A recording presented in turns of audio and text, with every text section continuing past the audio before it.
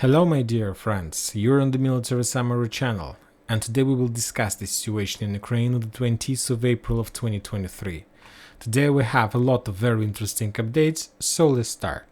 And of course we are going to start with Bakhmut. Today we received a lot of very interesting updates from this town, and if we take a look at the Russian sources map, we see that this map has been updated. Currently, this map shows that the Russians establish almost the entire control over the central part of Bakhmut. They moved their gray line along the railroad ways, and now we can say that either this map or under Russian control or partly in the gray zone. When talking about the Russian deployment map, this map shows that this entire area is already under Russian control, and currently, according to this map, there are very heavy clashes in the vicinity of the northern part of western part of Bakhmut. But today the most important updates are coming from the area between Chasiv Yar and Bakhmut, from the town by the name of Khromovo, to be more precise, from the bridgehead along the 0506 road that connects Chasiv Yar with Bakhmut. The Russians, yesterday we discussed this area, if you remember, I told you that according to the Russian sources, they established the visual control over this road, and the distance between the Russian positions and this road was around 200 meters. And this morning we start receiving updates that the Russians advanced in this area and cut this road physically.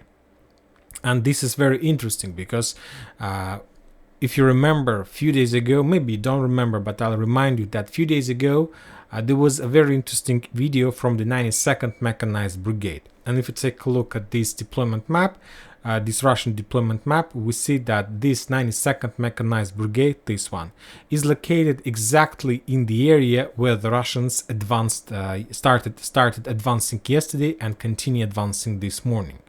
So this is 92nd Mechanized Brigade, and a few days ago they published a video where they were complaining their commanders and their military authorities about the very bad situation on the front line, with supplying support with and many other aspects of military life. And there was like a very big group, it was like a grouping video, and we can say that according to the Ukrainian traditions, when a brigade start making some video, that means that very soon the Russians will be able to penetrate the defense orders exactly in the position of the brigade that creates this or that video. If we take a look at the deployment map, Western sources deployment map, we can find the same brigade in this area as well. So this 92nd Mechanized Brigade, this 3rd Mechanized Battalion is located. So both maps shows the location of this brigade, almost the same location, just a few meters to the left, to the right. And the Russians were attacking in this area, and as one more time they managed to establish physical control over the road 0506. If we take a look at the Western sources map, we see that this map already shows that these territories under Russian control.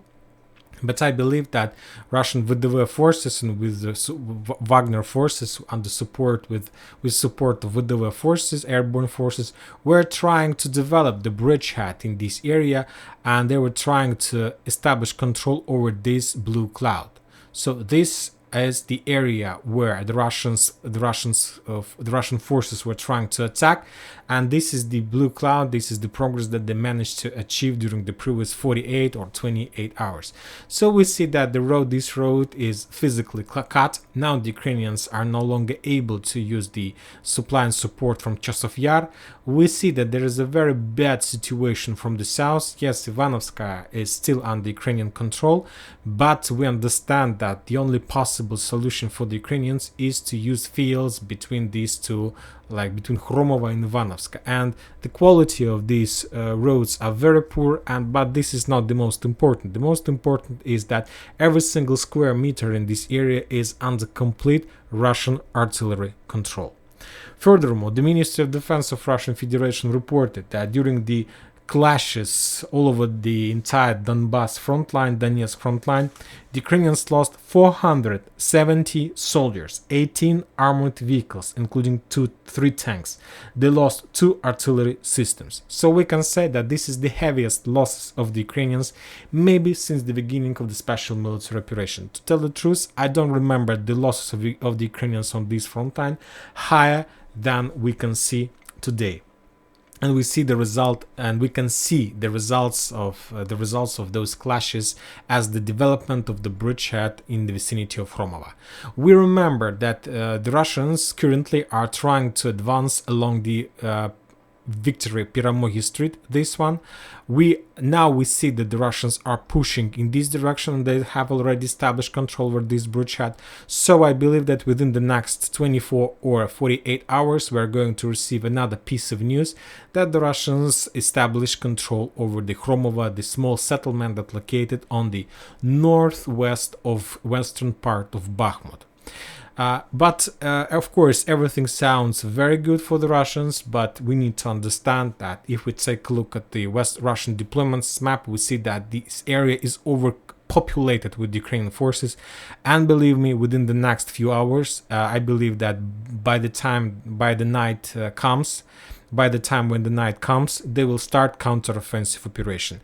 The only problem for the Ukrainians is that today, at this stage of the year, nights are very short, not so short as they're going to be in summer, but they're already short, and Ukrainians are not going to have a lot of time for making a successful counter-offensive operation. But they will try to do this, because if they are not able to do this, that means that the Russians will be able to establish a real stable position, and they will continue advancing to the south.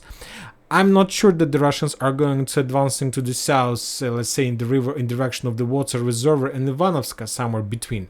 I believe that the Russians will try to develop their bridgehead further to the west in direction of a town by the name of Canal and this Popovsky forest, forest. So just to develop the bridgehead and to improve their positions finally, and to, let's say, to erase any idea or any possibility of the Ukrainians to retreat from this area at all, to create cauldron, let's say. The Russians will try to do this. When talking about the Ukrainians, I have to tell the truth, I have a question. What are they doing currently in this area? As we see, there are no attempts from the Ukrainian side to start any counter-offensive operation, any unblocking operation. Furthermore, the Russians are saying that as a result of missile attack of Konstantinovka, they managed to destroy a headquarters. As I understand, that was a very important headquarters. That headquarters had their own title, the title of Bakhmut. So I understand that Ukrainians, using that headquarters, were controlling and coordinating the defense operation of the rest part of Bakhmut. But that headquarters was destroyed as a result of missile attack. Furthermore, the Russians are making support attacks in direction of Ivanovska, trying to pin down the Ukrainians, to freeze them and not to allow them to be flexible, and so on. When talking about Bilogorov-Konsporne, this is the nearest Ukrainian position, nearest bridgehead that Ukrainians were planning according to some piece of information we had in internet, in open source, as there are no updates from this area. Yesterday we discussed that there were some updates that Ukrainians took a decision to step back from Sporne. Today we see that piece of information wasn't confirmed by any of the source, neither the Russians nor Ukrainian. And the Ukrainians, furthermore, the Russians are saying that Ukrainians haven't left Sporne. They just took a decision to hide, maybe because of result of usage of Russian guided bombs. They took such a decision, who knows. But anyway, very interesting update are coming from the area between Yampol, Siversk, Donetsk River and Serebryanka, from this triangle.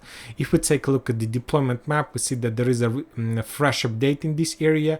And according to this map, the Ukrainians redeployed their 26th artillery brigade in this area. And this explains a lot. Furthermore, if you remember, and as you can see according to this map and according to the recent updates, we see that there is some kind of intensifying of actions in this area from both sides, and from the Russians and from the Ukrainians. During the previous days, the Ukrainians made a number of counter-offensive operations trying to retake the lost position in the Kreminna forest.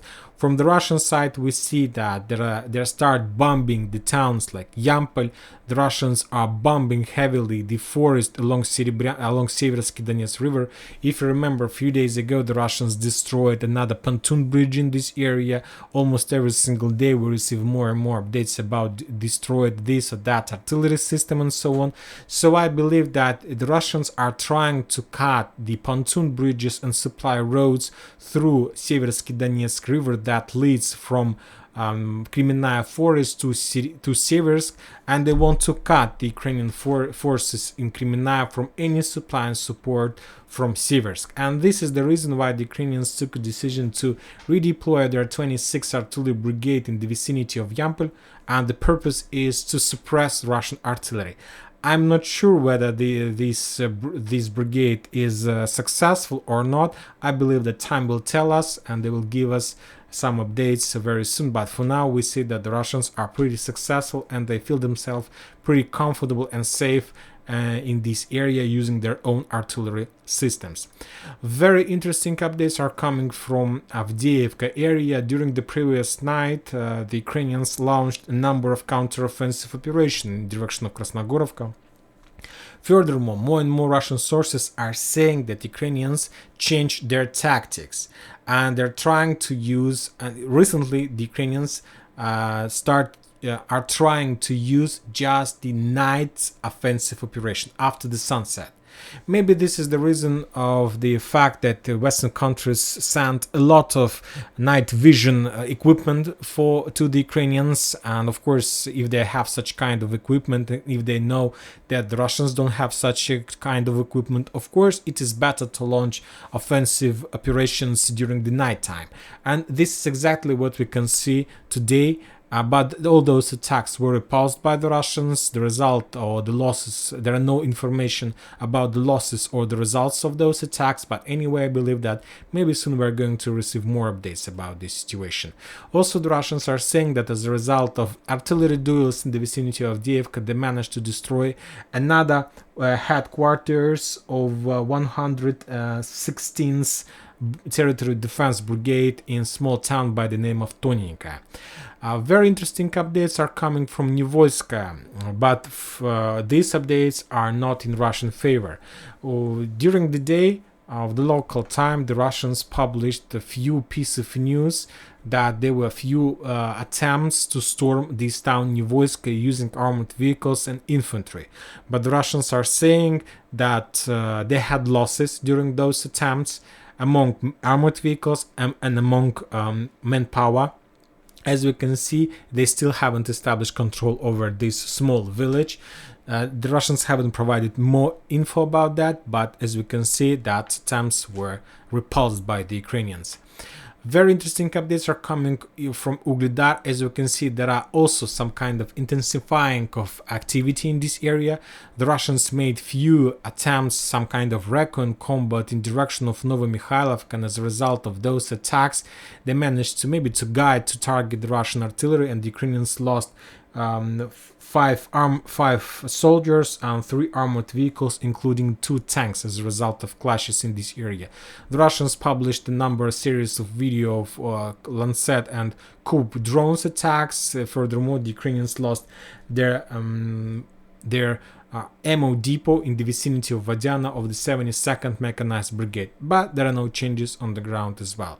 Very interesting updates are coming from Zaporizhzhia area. From this bridgehead, the Russians published that Ukrainians lost another Su-25 aircraft in this area. The Ukrainians lost few ammo depots in this area and so on, but the most important updates are coming from Guliai-Polya. The Russians are saying that as a result of some small recon combat operation or small storm operation, they managed to develop their bridgehead from Marfopol in direction of Guliai-Polya, and they established control over this residential area. on the northwest of Marfapol, and also the Russians managed to advance from Dorozhnyanka in direction of Gulyai-Polye as well. As a result of that attack, I believe they took control over a few forest lines or something like this, but this is very important, this is very interesting, because as you can see, the Russians, it's maybe the second, the third time in a row when the Russians are trying to reduce the gray zone between Gulyai-Polye and the Russian positions. If you remember, at the beginning of this year, the Russians got control over Dorozhnyanka, and now they're continuing their advancing in direction of Gulyai-Polye. This is very interesting because, as you can see, if we compare any town in the special military operation, we see that there is a distance between the Russian position and the Ukrainians.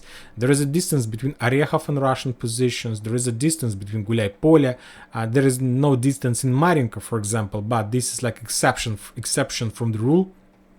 There is a distance between every single town, every single Ukrainian fortification. And when talking about Gulyai-Polye, we see that the Russians are trying to reduce this distance. The same situation, something like this, like that, we've already seen in Kherson front line. If you remember, right before the Ukrainians launched their greatest counter-offensive operation, the Russians established control over Blagodatne, over this, let's say they reduced the gray line and got as close as possible to the Ukrainian positions. And right after that, the Ukrainians launched their offensive operation, and as a result of those offensive operation, the Russians were forced to step back from this bridgehead, from this bank of the river. So currently, I see the same picture, that the Russians are trying to reduce the gray zone and to get as close as possible, and now there are just two options. Or the Russians are going to start storming of Gulyai-Polye with one purpose, of course, to awake and to make uncomfortable situation for the Ukrainians and to force them to launch their own counter-offensive operation. Or the Russians are trying to reduce the gray zone with one purpose, to reduce the risks before the Ukrainian counter-offensive operation. So we'll see. Anyway, the situation is very interesting. And if the Russians are going to start storming of Gulyai-Polye, I believe that this might be a very bad sign for the Ukrainians. I'm not sure about the level of the fortifications in this town, but anyway, if the Russians are able to start storming operation, and let's say somehow relying on just a real luck to take control over this area, they will ruin entire Russian-Ukrainian plans of upcoming counter-offensive operation. Furthermore, from this perspective, the Russians will be able to launch something and to attack Orekhov from the back.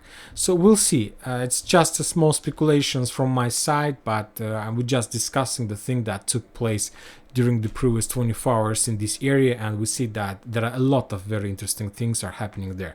The Russians are saying that as a result of clashes on the South Donetsk and Zaporizhzhia area, the Ukrainians lost 49 soldiers, 4 armored vehicles and 1 artillery system. The same situation, the same level of losses of the Ukrainians on the Kherson front line. We see there are no even icons in this area, and the Russians are saying that Ukrainians lost just 15 soldiers, 2 armored vehicles and 2 artillery systems. There is a continued process of continuing intensifying. There are a lot of clashes and a lot of events took place on the Kupiansk and Liman front line. As you can see, there are a lot of icons, but all those events are almost the same as we saw the day before yesterday and so on.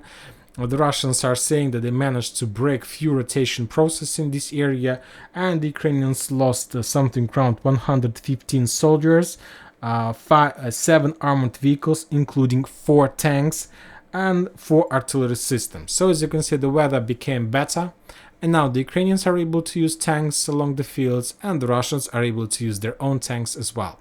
Very interesting updates came from Kiev. If you know, yesterday something strange, unknown fell down from the sky. We saw a lot of theories. There were a lot of funny memes about this situation. Some sources are saying that was like a satellite, NASA satellite. Some sources are saying that there was like a Russian missile or something like this.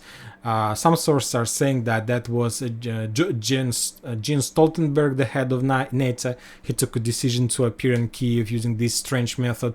Some sources were saying that was like Zelensky hope for a victory that fell down in Kiev. A lot of funny things and so on. But anyway, we know that a lot of options, and the worst option for the Ukrainians if that was the NATO satellite. And not just like the worst option, it's just a bad option. And the worst option is that if that satellite was shut down by the Russian secret weapon, because we know that, for example, Elon Musk told us a few days ago that the Russians do have such kind of weapon, and who knows what did happen there. Now, furthermore, today, as you know, the head of NATO visited Kiev. He had meeting with Zelensky. Also, a lot of options, a lot of rumors about that meeting. Maybe he came to visit Zelensky and to blast him before the final battle, or to give him the final things, the final notes, secret documents provided him, like to tell him that he couldn't tell him using like some kind of phone call or something like this. But from the other side, we know that there are a lot of talks. Recently, the Ukrainians started to talk a lot about joining NATO, and at least some kind of asking from the NATO side of Ukrainians to join their organization or something like this. I don't know. But anyway, that was strange, that was weird, and we'll see what is going to be next. And that's it for today. Military Summary channel reminds you to condemn any violence in Ukraine. Thank you for your watching. Subscribe to my channel, put your likes, join my Patreon, and have a good day. Bye bye.